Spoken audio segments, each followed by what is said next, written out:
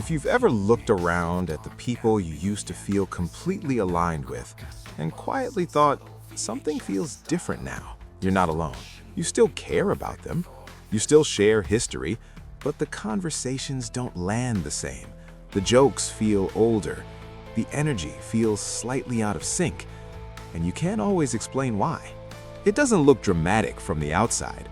No big fight, no betrayal, just distance. Subtle, gradual, almost invisible. But psychologically, it says more than you think.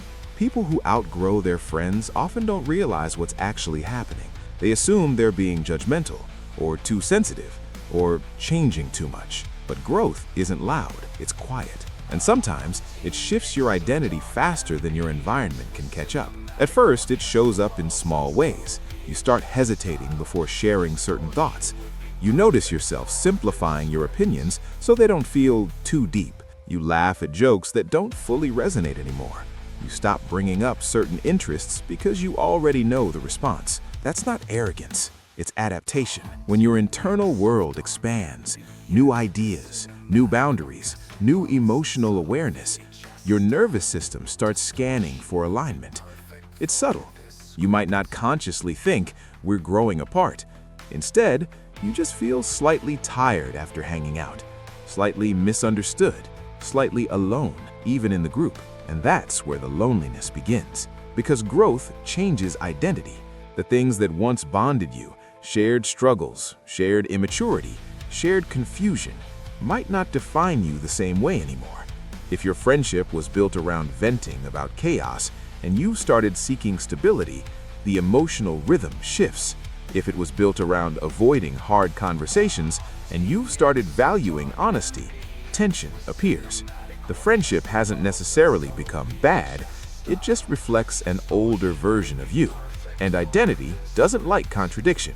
When who you are becoming clashes with who you used to be, your brain feels friction.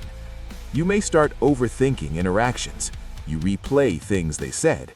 You wonder if you're too serious now or not fun anymore. That internal questioning isn't insecurity, it's identity recalibration. You're unconsciously asking, does this still match me? And here's where it gets interesting. Most people think outgrowing friends is about superiority, about thinking you're better. But the real reason often isn't ego, it's regulation. As people become more emotionally aware, they become more sensitive to misalignment. Conversations that once felt normal might now feel draining.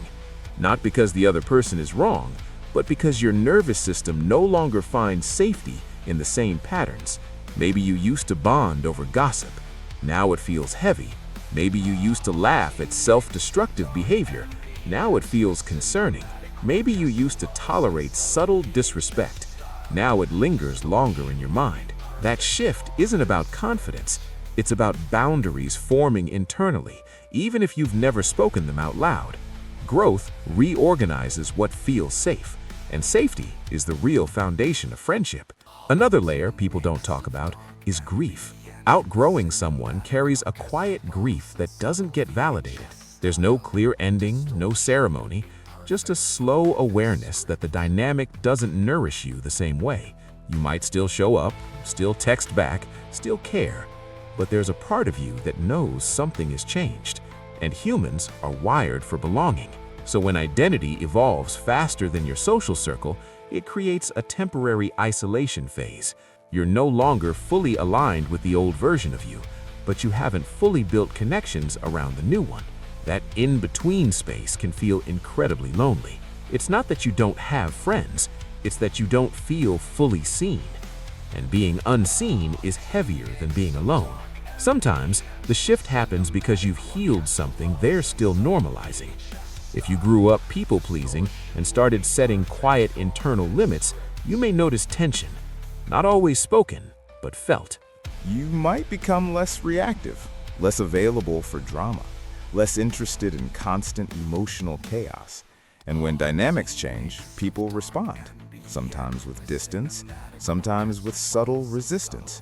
Because growth in one person unconsciously challenges others, not intentionally, just energetically. When someone evolves, it can reflect what others are avoiding in themselves. and that can create discomfort, even if no one says it out loud. But here's another layer. Outgrowing friends doesn't always mean you've become more mature in every way. Sometimes it simply means your priorities shifted. You may crave depth while they crave lightness. You may value reflection while they value distraction. Neither is wrong, they're just different emotional needs. And when needs stop overlapping, connection thins. There's also a developmental aspect. Friendships formed in certain life stages are often built around shared circumstances, not shared identity. School, neighborhood, work, survival, convenience. When circumstances change, new interests, new emotional awareness, new environments, the glue weakens. What once felt effortless now feels effortful. You might notice yourself initiating less, not out of resentment, but because the internal pull isn't as strong. You might feel guilty for that. Question yourself. Wonder if you're abandoning people. But sometimes you're just evolving, and evolution doesn't always move in groups. One of the quiet signs you've outgrown certain friendships is emotional pacing. You start processing things differently. You need more depth in conversations, or more accountability, or more intentionality. And when that pacing doesn't match, you feel slightly ahead or slightly behind. That mismatch creates distance. Not dramatic distance, just subtle emotional lag. And over time, subtle lag becomes silence. The important psychological truth here is this: outgrowing friends is rarely about rejection. It's about identity differentiation. As children and teenagers, belonging often requires sameness, but adulthood requires differentiation, knowing who you are even if it separates you from the group. That separation can feel isolating at first because your brain equates belonging with safety. And when belonging shifts, your system interprets it as loss. But it was never random.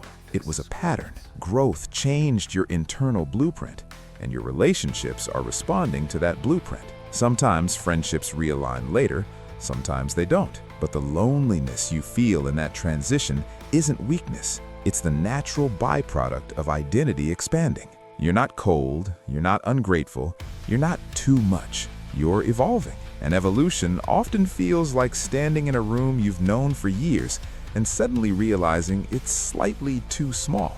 Once you see it, you can't unsee it. And that awareness alone changes how you understand your past, your present, and the quiet spaces in between.